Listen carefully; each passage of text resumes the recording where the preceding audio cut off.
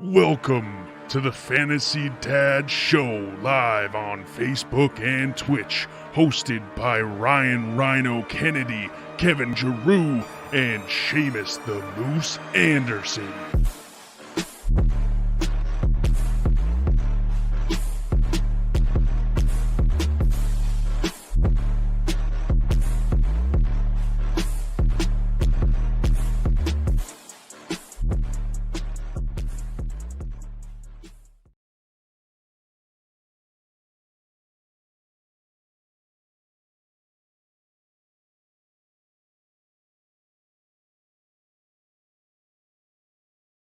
What's up, everybody? It's the Fantasy Dads. I'm Seamus the Moose Anderson, joined here tonight by a good friend. I don't get to see him all too often, but I'm glad to be in here in our at-home studios. I'm here with DanDan Perkins. Perk, how you doing tonight, buddy? Doing pretty good. Excited for this game and just headed into week 3. It's more of like a pivotal point to the season. People's overreacting, overtrading, overmanaging, but we're right in the thick of fantasy football. This is what we live for. That's right. And I'm definitely one of those people that are panicking on at least one of my teams. There's absolutely no doubt about it. I normally don't panic, but I normally don't have as many teams as I do this year. I have like 8 overall, and one of them's gone 0-2, and I'm scrapping it. I'm starting from the beginning. I'm selling high, selling low, I'm selling everywhere. But I wouldn't recommend to do that in like your higher money leagues. Definitely wouldn't recommend to do that everywhere. Don't freak out. But on this one team, I'm just absolutely sick of it. With that being said, we'll go ahead. Well, let me ask you, how much fab do you have left? Because that's where you could tell like who's really like on the hot seat or who's thinking they're on the hot seat. Yeah, so great question. This league is actually non-fab. So it's straight up waiver claims, but I haven't liked my production from my running backs for the most part. And to be honest with you, I'm trying to get better at that position. I definitely have some good wide receivers. So like today I traded Chris Godwin for Damian Harris. And I know it seems crazy, but when your running backs are just not producing, you got to make moves like that. I mean, other parts of my lineup, I have Keenan Allen, Robert Woods, who I think will come around, Darnell Mooney, and then Will Fuller. I have guys there that I can plug in, but I have Clyde Edwards-Helaire, and he has been absolutely royally screwing me, and he will continue to do so. I picked him up. I think it was the mid-third round. Excuse me. So I kind of had to take him there. Like he was like the best running back on the board, or at least we thought they were going to throw him the ball to start the season. So he's been screwing me. So I got Damian Harris because I think he's definitely a buy high. I definitely bought him high, but I think it'll be worth it because I really think he's the guy on this team.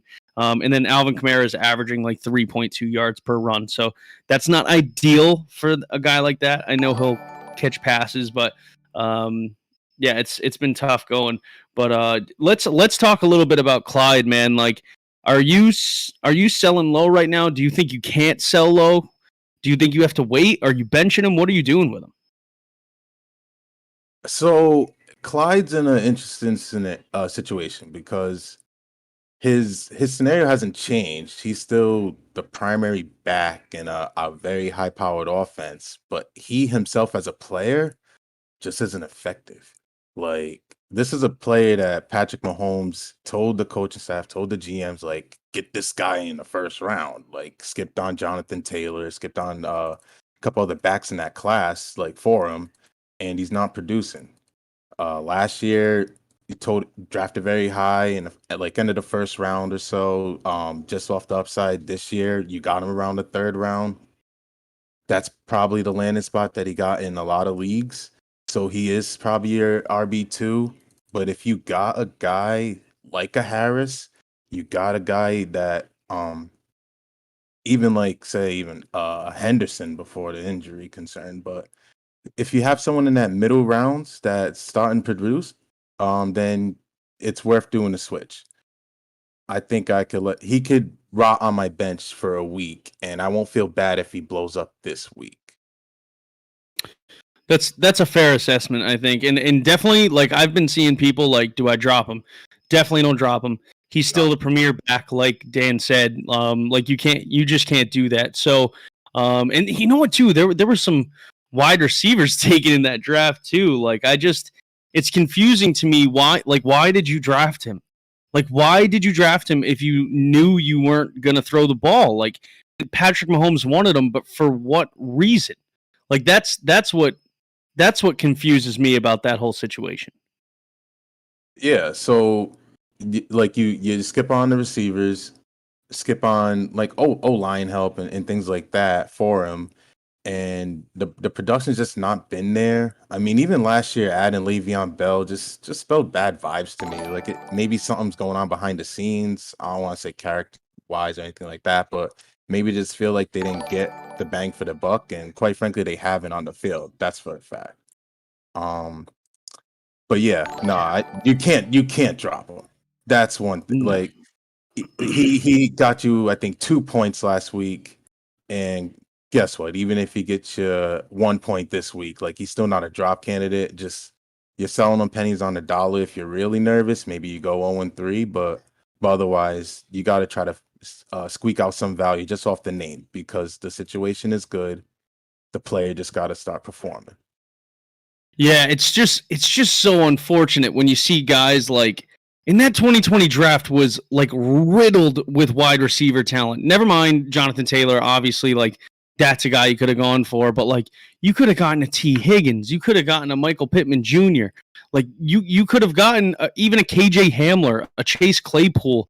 Like these are all guys that went after Clyde Edwards-Helaire. Antonio Gibson, another one that would gladly accept thrown balls. So it just confuses me. I have to play him in this particular league because it's 2 running back, 2 wide receiver, 2 flex. So like there's not too many guys on my bench that I'm playing over him. I took a chance on Marquez Callaway. I took a chance on Trey Sermon. So that those types of things happen. Yeah, I'm trying to think of other guys that like I would play over him. So let's just think about who was drafted around him. I mean, some of the guys that you would play over him pretty easy. You could think of like a David Montgomery, 100% play him over him. Chris Carson, 100% just play him over him. Then you think about guys that might have went a little later. So I mean, we'll talk about injuries, but a Trey Sermon this week, like if he gets the nod in the start, then I might play him over Edwards-Helaire. So he's really settling in as like a more of a high end flex than the middle end RB2 or even high end RB2 that you thought you were gonna get. Yeah, that's scary. He's definitely past you're not gonna get top 20 value out of him right now. You might later in the season, but you're not right now. Like, are you playing Chase Edmonds over him? That's such a tough line. No, I know because I'm like honestly like this is what some people have to like. People were getting Chase Edmonds like in the 5th round in some drafts. It was crazy. Chase Edmonds, I don't know if I'm there. Okay. I mean, but then it's like even Devin Singletary, like from production, if you played him both weeks, you would have got more than Edwards-Helaire, but I'm not quite there yet. Gotcha. And that's just like grasping at straws just based off the value of the draft, and that obviously moves forward as you get deeper into the season. But right now, I think that's about the line where I'm like, I can't do it. But okay, but amongst his draft peers or whatever, like where you were getting them, like those guys without a question, you could just play over him. Right. I would play Damian Harris over him. I would play Tyson Williams over him versus Detroit this week.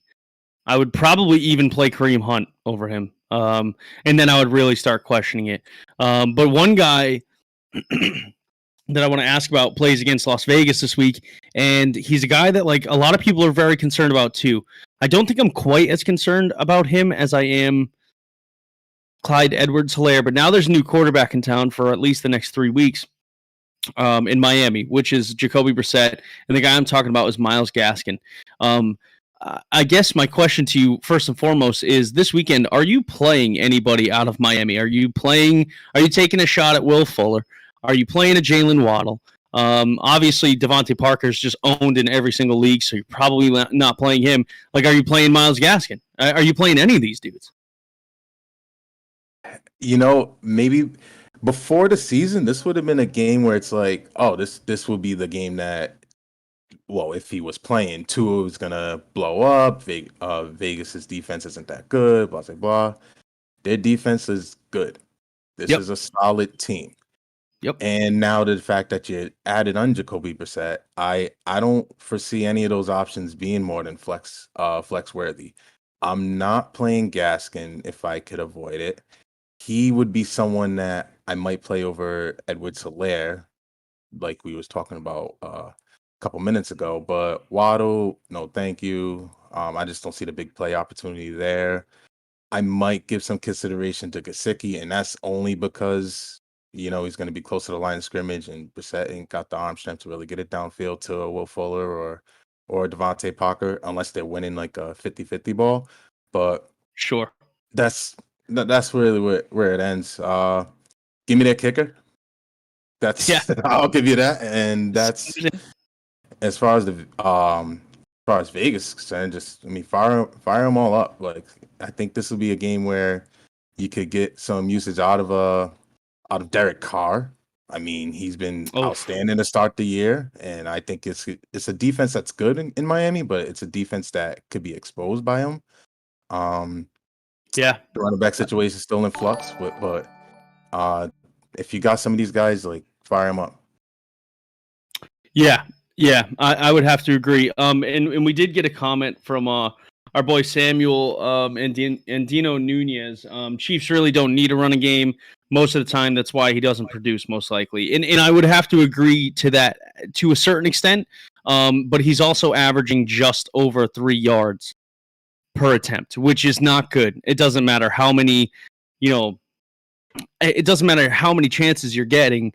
If he averages closer to 4.5 yards, like he would be much more of value, and he's also not going to get the touchdowns. Like that's very clear.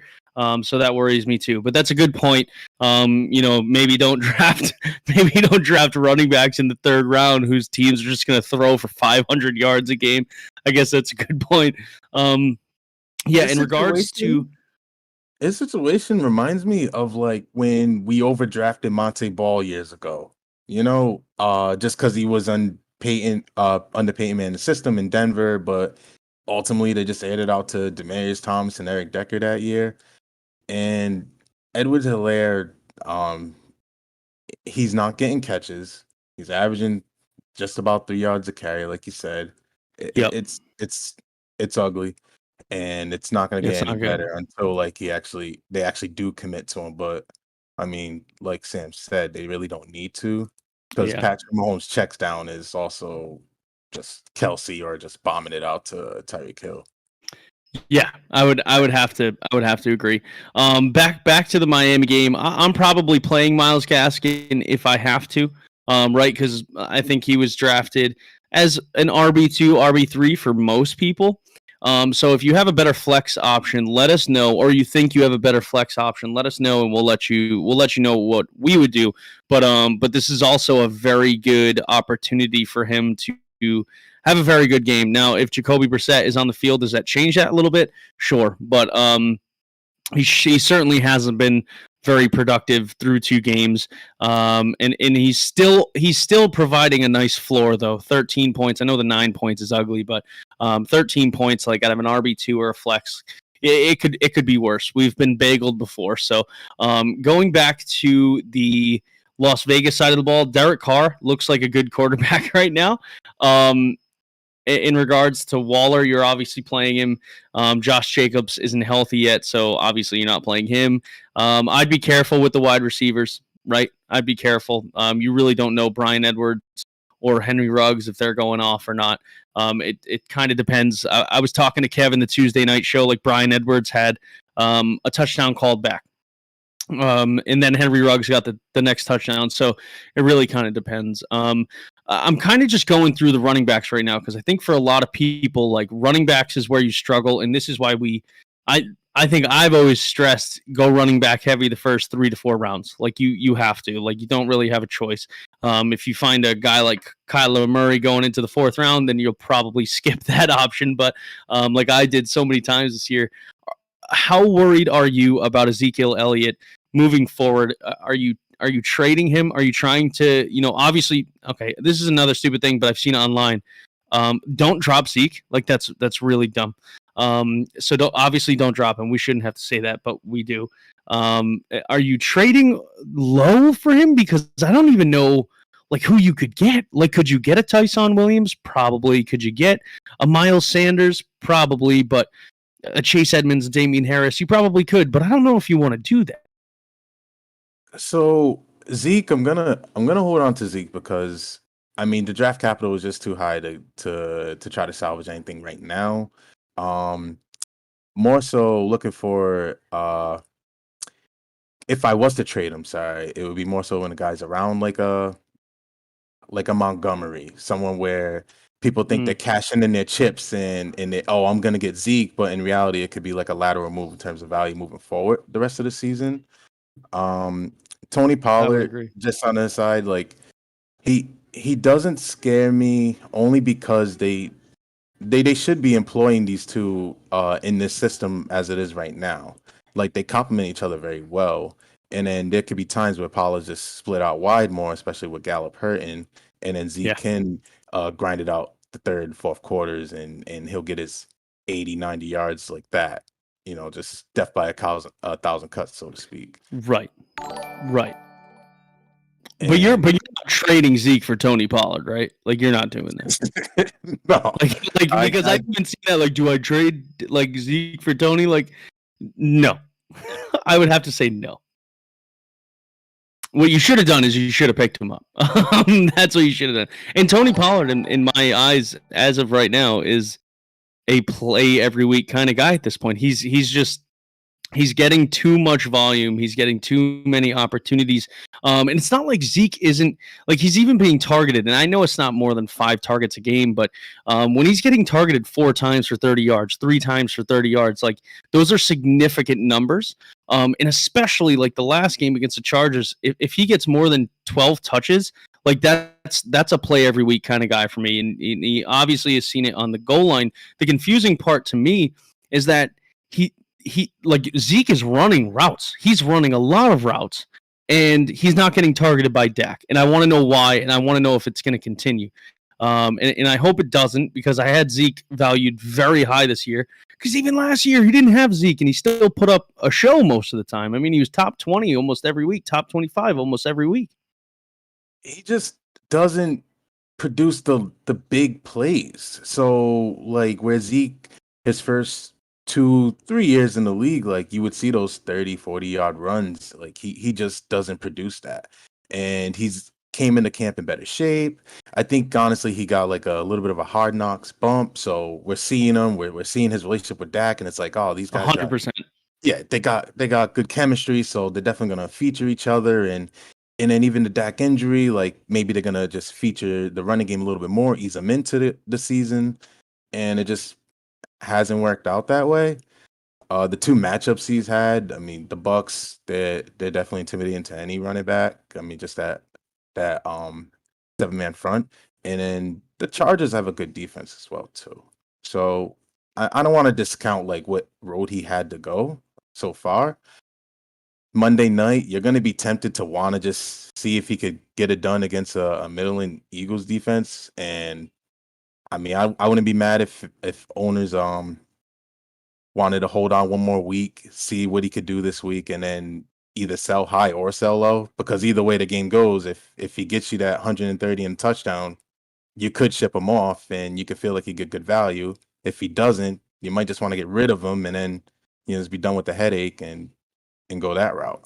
So, yeah, I would have to agree. I mean, at this juncture too, I mean, he's got like one of the worst playoff schedules too. If I remember correctly, he has Washington twice in the playoffs for fantasy. So that's going to typically be a hard schedule to play, whereas a guy like Jonathan Taylor has, even New England's given up some running yards, and then Arizona and Las Vegas, and then Jacksonville, if you're playing into week 18, which most people don't. It's a very confusing time for Zeke owners, for Antonio Gibson owners. I would say Miles Sanders owners. Like, I don't think anyone, I didn't expect anyone to be happy with Miles Sanders. I mean, he had a 17-point game against Atlanta, but again, he's got Washington twice too in playoffs. So, and then the Giants. So I don't know. The running back situations are very tricky right now.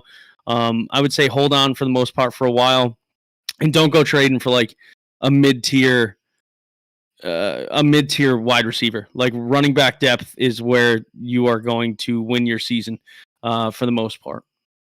Let me throw a receiver at you that, oh boy, I'm sure is getting a lot of contention in terms of trade talks and his value.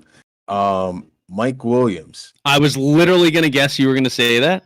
And like, I knew I was either going to go with Mike Williams or Marvin Jones Jr. For a guy like Mike Williams, so I typically don't like to trade a running back unless I'm getting one back. So I'll see if we can do a twofer deal, right? I even traded Chris Godwin for Damian Evans, and a lot of people would for Damian Harris, and a lot of people would say that's crazy, which I would probably agree with, because Chris Godwin probably has more value than Mike Williams does, right? Trading a guy like Zeke for Mike Williams, that would scare me. So I would have to get a running back in return, whether it be a James White, a Kareem Hunt. I mean, I don't know how low I would go. A Tony Pollard, probably. I would have to get one back, and I'd probably add, a wide receiver that might not have as much opportunity as Mike Williams does. So that, I don't know. Would you take that straight up? I don't know if I would take that straight up. I don't think I would. Straight up, no. But Mike Williams would be a guy that I could dangle in front of a Zeke owner, and then if I am the Zeke owner, I would probably actually a Mike Williams plus just a guy that I could feel comfortable with at least slotting into the RB spot, like at least this week. So like if you give me Cordell Patterson with Mike Williams, then it's like, all right, at least to get some lineup flexibility there. Yeah, that's fair. Or, like I do need some positional like flexibility, but also running backs a scarce resource, like you were saying. They are. I'll go ahead. Guy that's really like perplexing the owners right now is, I think, one of your favorites, James Robinson.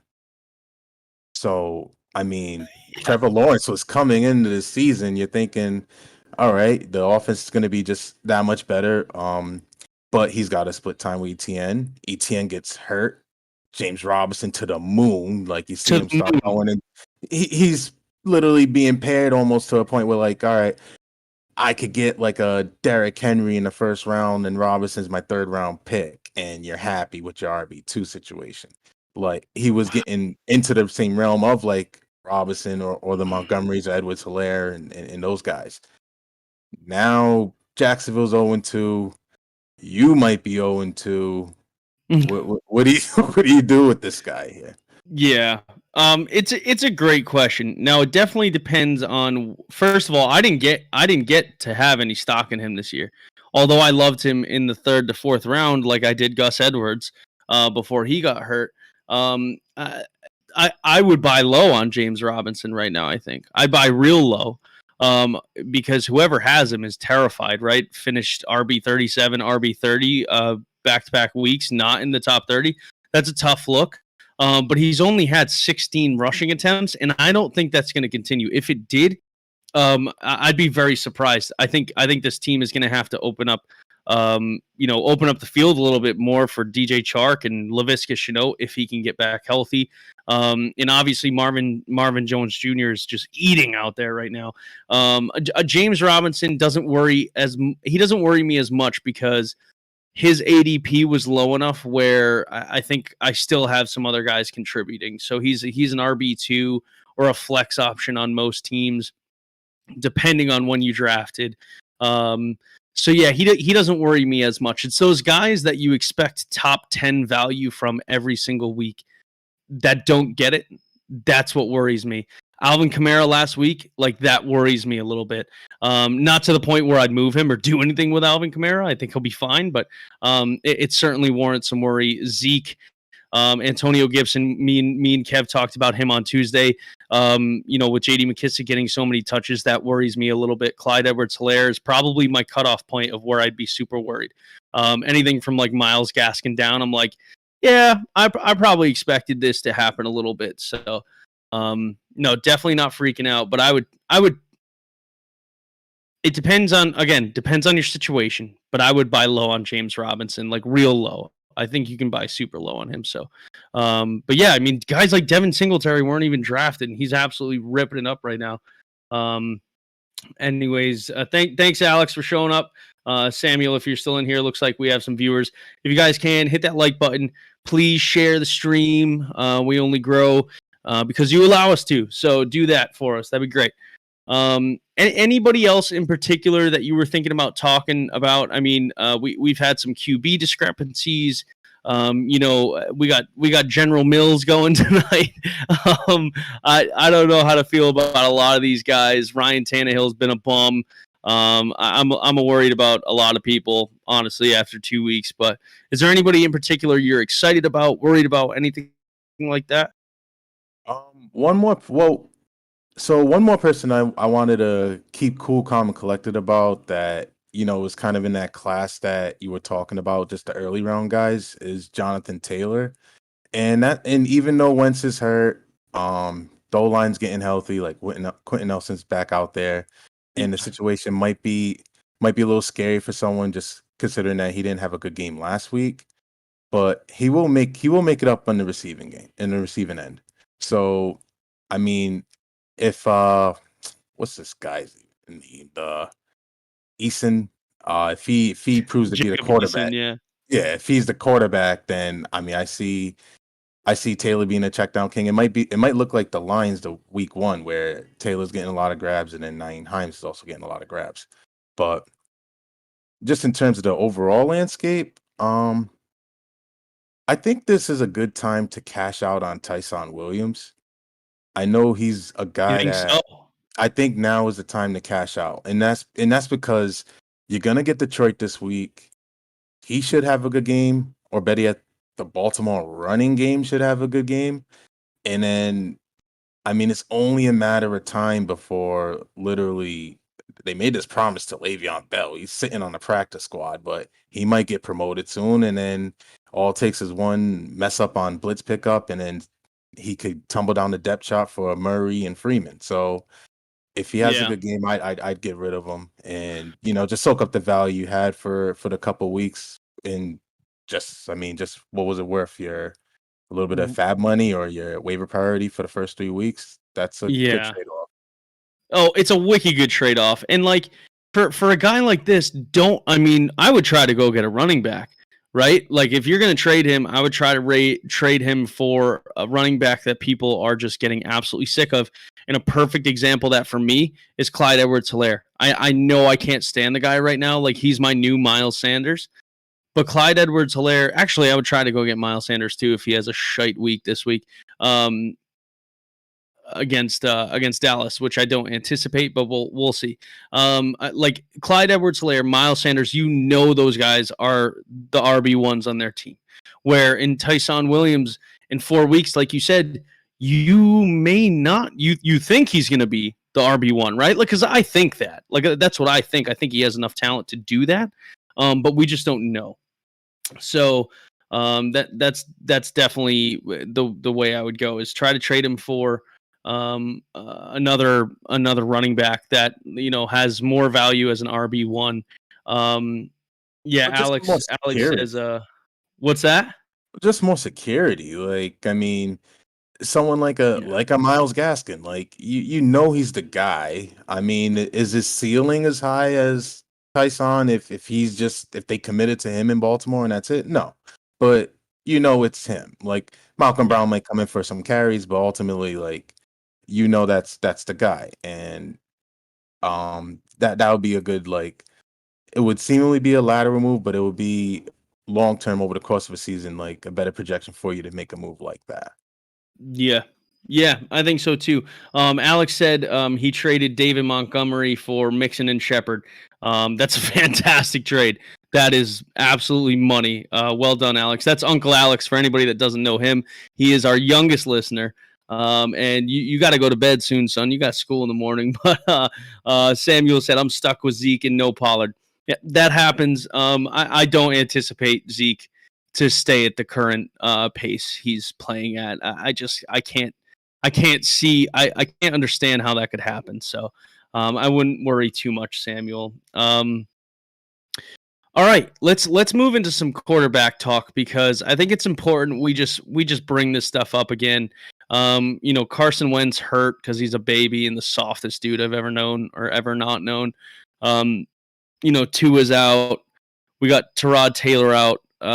Obviously, none of those guys were like your QB1s, right? But is there anybody that you're looking at this week that you're saying, all right, that's a guy I could start over Ryan Tannehill?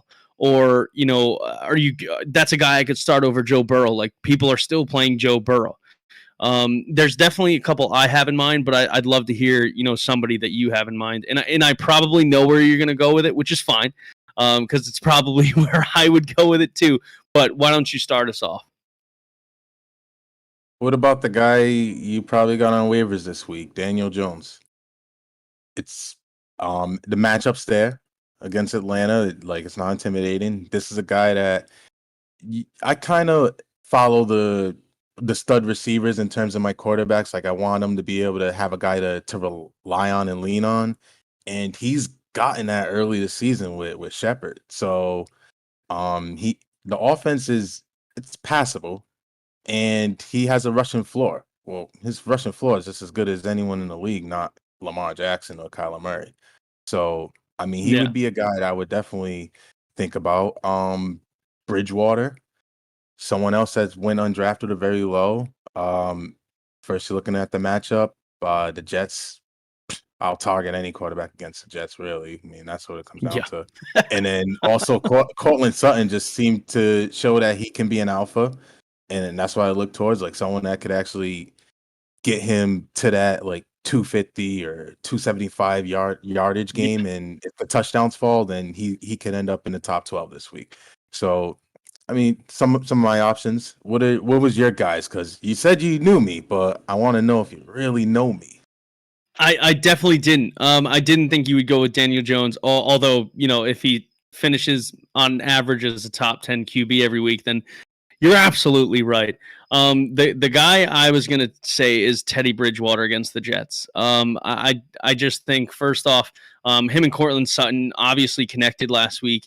26 for 34, 328, and two tutties. And, he still has that running game too.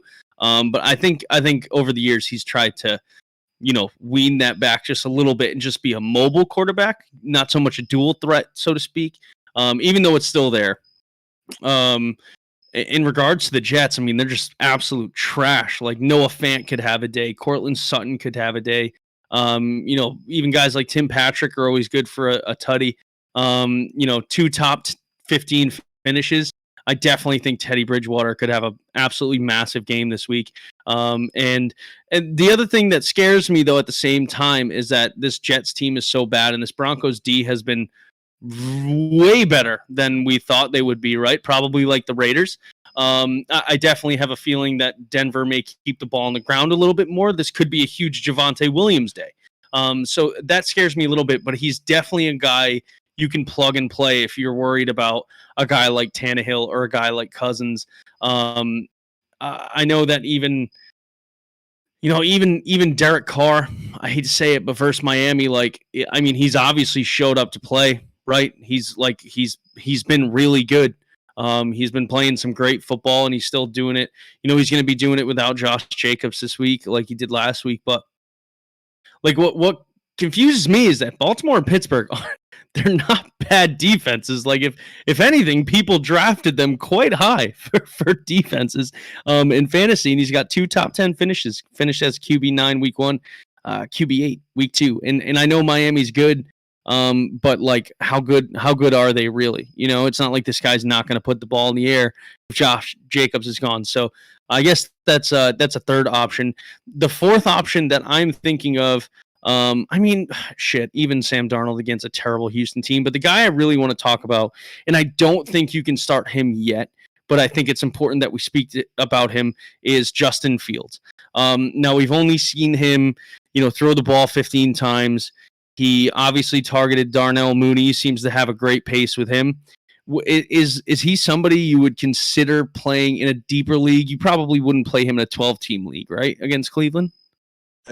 No, but super flex, deeper league, he's definitely in Sure. consideration. And I mean, Allen Robinson didn't do him no favors last week. So No, it's everywhere. Yeah. Yeah, I love Allen Robinson. So I mean, I think the bounce back for him too it's coming. Like, could it be this game? I don't know. I mean, it's not the greatest matchup, but with Fields, you got the Russian floor. I mean, he doesn't look to run, but he is very mobile in the pocket, and then he wants to be a passer so bad that sometimes he doesn't use his legs as much as he should. But Yeah. this is somebody that if you picked him up, or even if you drafted and stashed him, like, monitor this week. See how he does how his rapport does develop with Robinson, and he did show with Mooney a little bit, but Yep. see how it does develop, and then you could be playing him in a couple weeks, but it's something stronger to monitor. I'm actually looking at the spread, and they're pretty heavy underdogs.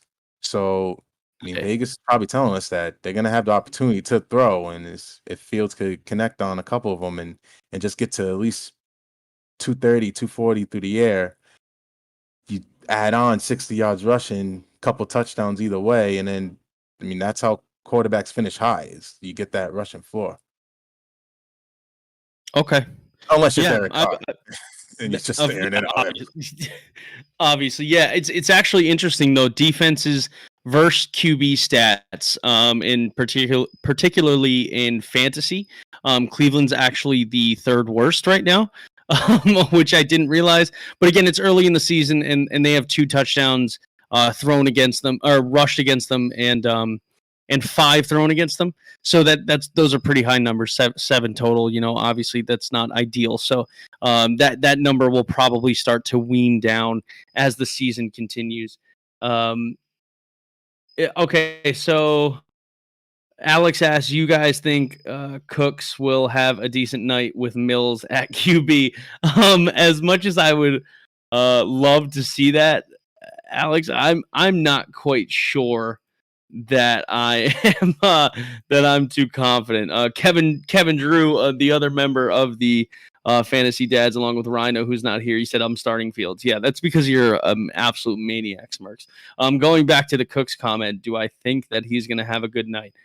I'm not betting on it. But here's the deal too, is that he could also have like one of those rookie things where like first game he's ever playing, and they specifically, rookies usually target one guy. They specifically look for this one guy. Like Brandon Cooks could be it. I guess we just don't know, but I'm not very confident. How about you, DanDan? I mean, on a short week, I'm not too confident on it either, but you got to develop a game plan quickly, and the first thing you think of is, all right, Brandon Cooks is the most elite option in the offense. Let's try to feature him a bit. I wouldn't be surprised if he got upwards of 10, 11, 12 targets, but what are those targets valued at? So, I mean, he could go 3 of 11 with him. He could go 8 of 11, but everything's like close to the line of scrimmage. Like, so I would keep him in the lineup just off what he's shown, and just off the fact that this, like, Houston's going to be down. Carolina's defense is legit. JC Horn seems to be like in a legit number 1 corner.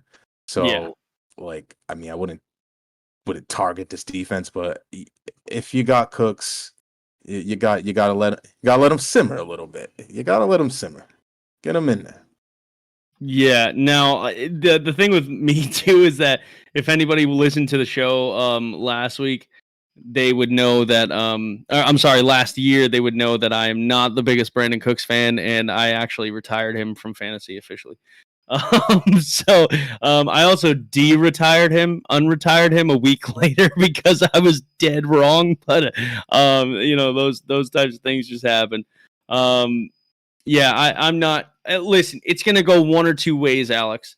It's gonna be he's gonna get all the targets. He could see 12 targets tonight, and he could catch every single one of them. Or this Carolina defense that has been unbelievable against O lines could just break this team down, and Mark Ingram could just run for 2.6 yards per carry the whole night. Like it's gonna be one or the other. Jordan DiCarlo, thanks for joining in again, buddy. Who do you guys think I can for? I think he means get. Who do you guys think I can get for Damian Harris and Sutton/Julio? I'm not sure if you want to go and get anybody for Damian. I mean, I would you? I'm a homer. I'm like trading for Damian Harris right now, and I traded quite high for him today because I think that he is the guy in that role. As far as Sutton goes, I wouldn't touch him for 6 weeks because he's going to be the guy in Denver. And then Julio, that's probably a tougher call. We can talk about that in a minute here. But Damian Harris, are you moving him and Sutton? Like, who do you think you could get? What do you think about that?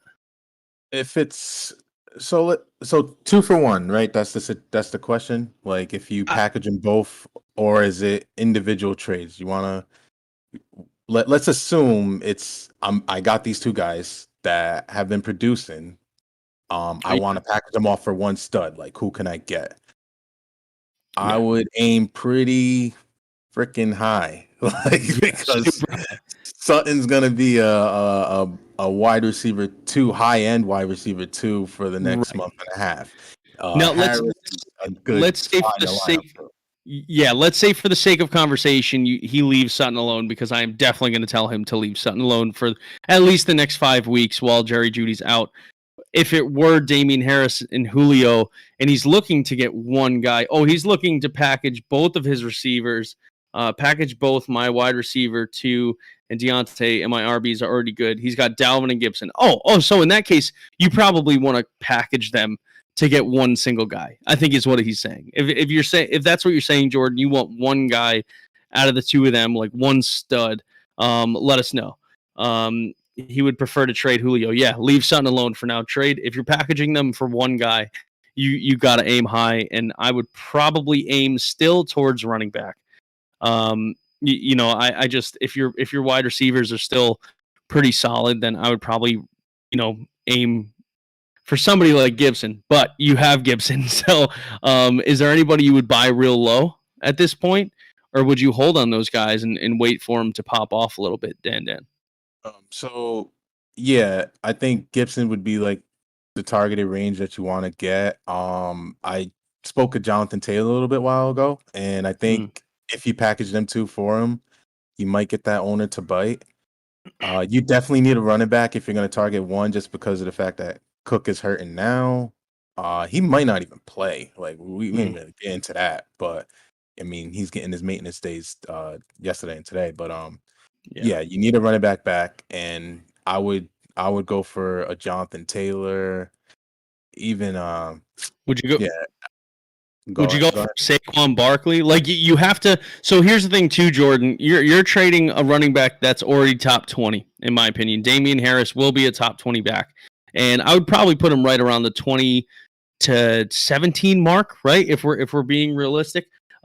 He said Eckler. If somebody trades you Eckler, they're crazy, but you would have to include Sutton, which I just don't know if I would do just yet. But if you can get him, if you can get Eckler for Damian Harris and Cortland Sutton, I'd probably do it. No, like, I mean, Eckler in PPR he's top 5, he's top 6, like, he's there. And every year he just proves to be undervalued just because he doesn't really produce the rushing touchdowns. But yeah, I mean, he's tied to an elite offense, and they're using him as everyone should have seen. Like, he's getting catches through the air. So Eckler's a good target. And that even might be like, if that owner is still 0-2, I don't know what the Commodores record is, but if that owner's 0-2, that might be something you can entice him with. I know you said Saquon earlier too. If I was 2-0 and I could kind of weather the storm of another bad week or two for Saquon, I would probably package that.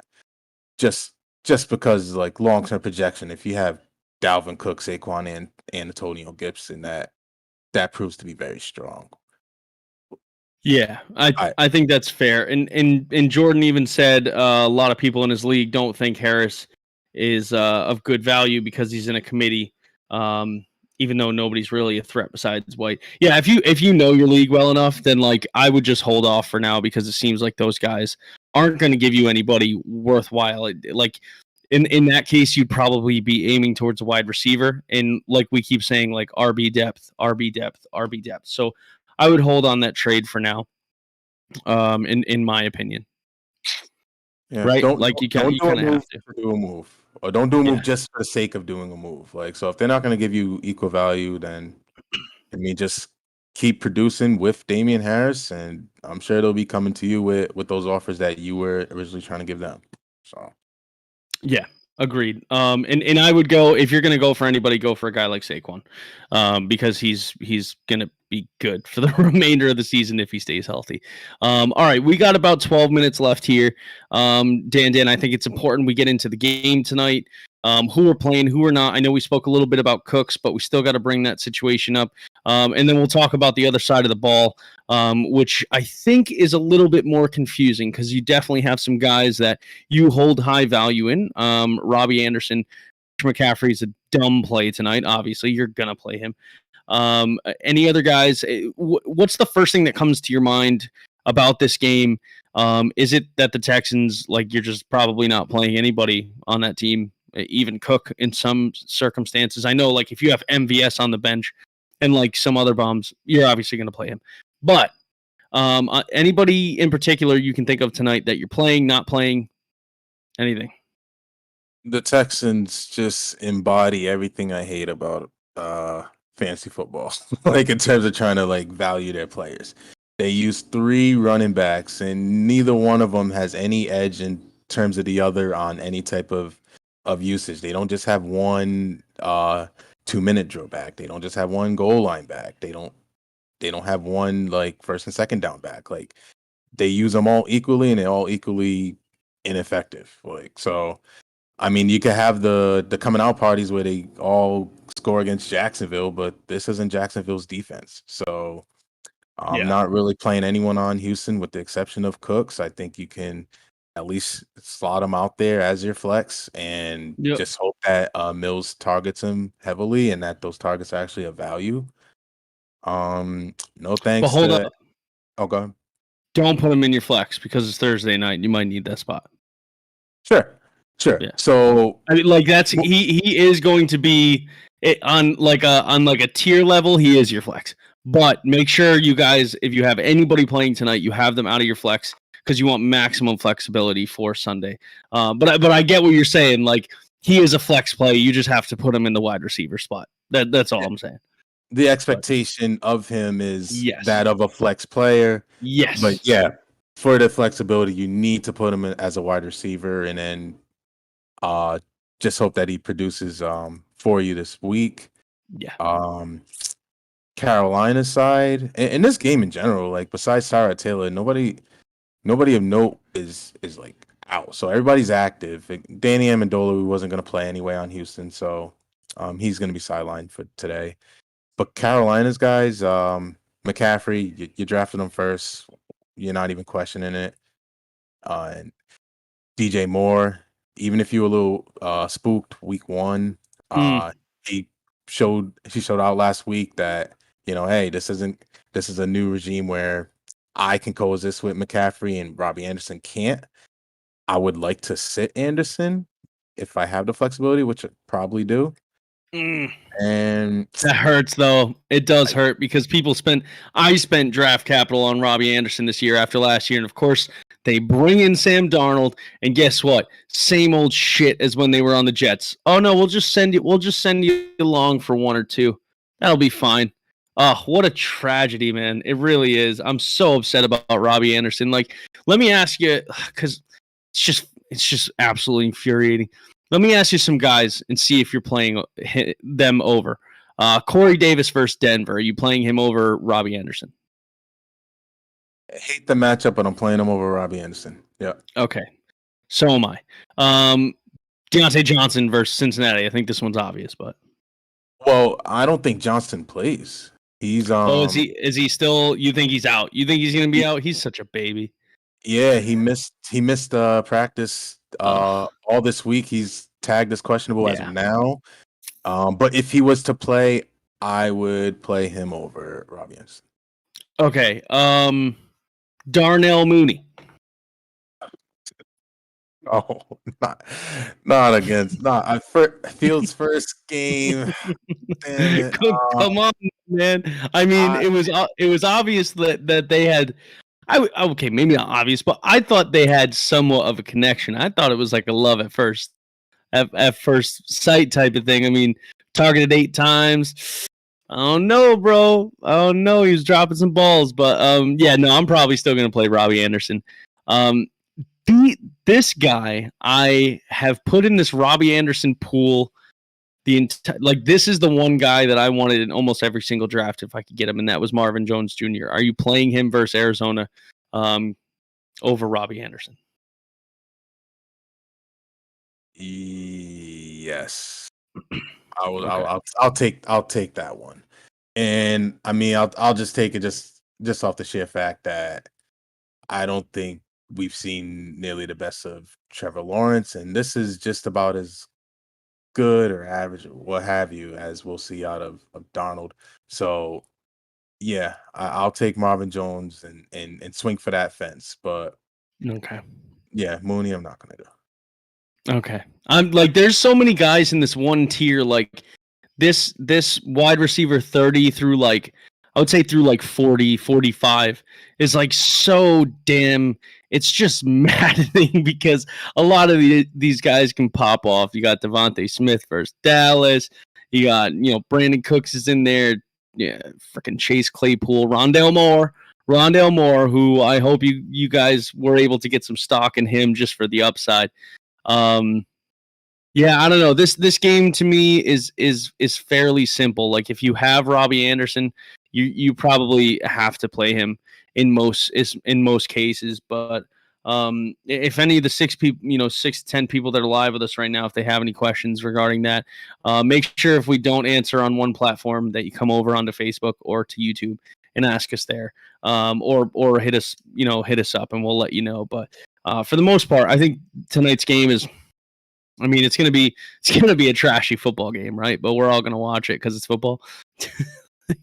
We're gonna watch it. They're gonna feed us these Thursday night games, and we're just gonna consume them just because of the fact that it's more football throughout the week. And Thursday night's always a finicky spot just because there's not a lot of time for the teams to really prepare for each other. But this is what we get, and I mean, if we talk about the game in of itself. Carolina's favored by 8. I would hammer that. That's Oh no! What's do you know what the over under is? It's at 43 now. So I'd hammer that too. Yeah. Well, you're taking the over, thinking that I'm always taking the over, baby. I'm always taking the over. Come on, man. I'm always taking the over. Forever taking the over. Oh yeah, that's fantastic. Yeah, I'm hammering that over. But 8, you're taking them at 8. I'm definitely taking them at 8. And I don't know. Have you got on to underdogs yet? By the way, not on underdogs. I okay. mess around with DraftKings. I do got a lineup going, but Do you? I'm done with lineups. I'm done with DFS lineups. You're done. I'm not. No, I'm done with them because I'm trash. I'm absolute trash at them. I'm good at the hockey ones, but I'm absolute trash. No, underdogs has over-unders like Christian McCaffrey over 91.5 rush yards, hammering that. DJ Moore over 5.5 receptions, hammering that. Davis Mills over-under 18.5 completions. Like there's all these different ones. Terrace Marshall, 35.5 reception yards, like, and there's multipliers. So I'm just absolutely, I love it. But yeah, as far as like DFS goes, I'm not. Alex stirred up, dude. For a 15-year-old kid, this kid talks a load of trash. He said, "Good luck, Rhino. I already know Carolina defense about to put up 20 points." Oh no. Oh no, Rhino's in the background. He's taking care of his kids. He also has his wedding Saturday. Also, Rhino, didn't know if you were aware, today is International Rhino Day. So happy International Rhino Day to you. You are our own little special rhino. And you must be endangered too, because you are special. You know what I'm saying? You're last of a dying breed, which is a messed up joke for an endangered species, but I'm gonna make it anyways. Save the rhinos, donate today. Yeah. Other than that, I don't really have anything else to say about this week. Anything else you want to talk about?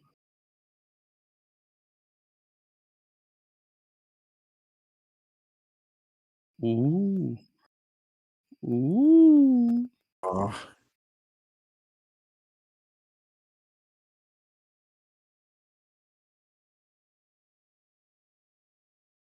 All right, cool. I like that. No, I like that. Anthony Miller. Anthony Miller. $1,000 on DraftKings. Let's go. $1,000 on DraftKings. All right, man. You heard it here first. Yeah. What's your lineup going tonight? Perks. I meant to ask you. so I got. All right. So I did sneak in McCaffrey as my captain. I feel like you had to take one stab at the Houston running back, so it's gonna be, if I pick the right one, then I'm in the money. If I pick the wrong one, then thanks for playing, just donate into the pool. I threw in Lindsey, and Ingram. I mean, your guess is as good as mine for him, but I just figured, like, if they do get in some sort of catch-up situation, that he's just got a little bit more chops than Ingram, a little more juice than David Johnson. Yeah. You gotta play Brandon Cooks because he's the only guy there. I mean, shout out Anthony Miller. He's probably the guy that Mill's been working with in the practices, because that's where they were in relation to the depth chart. That's a good point. So yeah, no, that might actually be a pretty sneaky play. I might have to make an adjustment. I got the Panthers defense because why not? Like they maul in everybody. And for the last spot, despite everything I've said about like week-long matchups, I got Robbie Anderson here because this could be a get-right game for him. And yeah, so he was just right at the sweet spot in terms of salary, 7,800.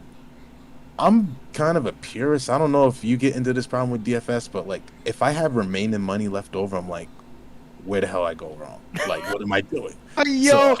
Unfortunately, I spend every single dollar on DFS, and I'm always wrong for it. No penny left behind. I have $900 left over.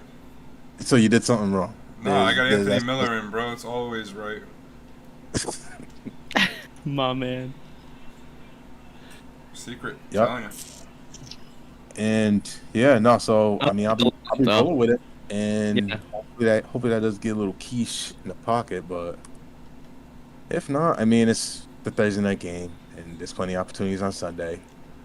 I'm excited for the Sunday night game, really. The Niners-Packers, that's going to be a real good one. And I'll have plenty on that, too. They're 1 week closer to Tom Brady returning to Gillette. That's going to be a big story, bro. That's going to be a huge story. I'm going to cry, bro. Especially considering that the Pats are going to have to pick up the pieces when the Saints get back on track against them. So. Oh, Lord. Well, if Alvin Kamara keeps running for 3.2 on average, then I think we'll be all right, but we'll see. I think I'm super excited about the Monday night game, too. Dallas versus Philly. That's dope. Lot of fantasy implications in that game. Like a lot of games on the line, matchups on the line. So I'm excited about that too. I think that might be it, Perks. I don't really have much else for the people tonight. No, just keep monitoring your guys that are. Some guys are getting maintenance days. Like Deontay Johnson could be out there. Dalvin Cook could be out there. They just T. been Higgins. out of practice. Yep, they just been out of practice like this week. But you know, you gotta really look at the report tomorrow, and then that's a real good indicator if someone's going to be active or not. Even a limited participant in practice on Friday is a good sign. So Yeah. this is the time of year where you know you're going to see a lot of reports of guys just not practicing, just because the season's kicking up and they want to make sure everyone stays healthy. So just be on top of it. Get your guys in the designated positional spots, like Moose was saying, even though they might not be your wide receiver 1 or 2. Gotta put them there. They're probably not. Yeah, odds are they're not unless they're like DJ Moore and you got them somehow. Or Christian McCaffrey. But that's it. All right. Well, listen. If you're still on the show, we're gonna end it here after about an hour. Thank you guys for joining. We hope you hit that like button. Share everything we do here. Follow us on all our socials: TikTok, Instagram, Twitter. Here on Facebook, we're also on YouTube. Make sure you sub. A really, really exciting week of football. We're into week 3. Everybody take a breather before this week. We know that everyone likes to freak out after 2 weeks, me included. So everyone take a breather. Enjoy your night tonight. Go Carolina. Smash the over. And we'll see you Sunday morning at 11 o'clock for the pregame show. Yep. Thanks for all the support, guys. Definitely good to see the channel grow, and that helps through the community. So just keep sharing, keep liking, and enjoy the game.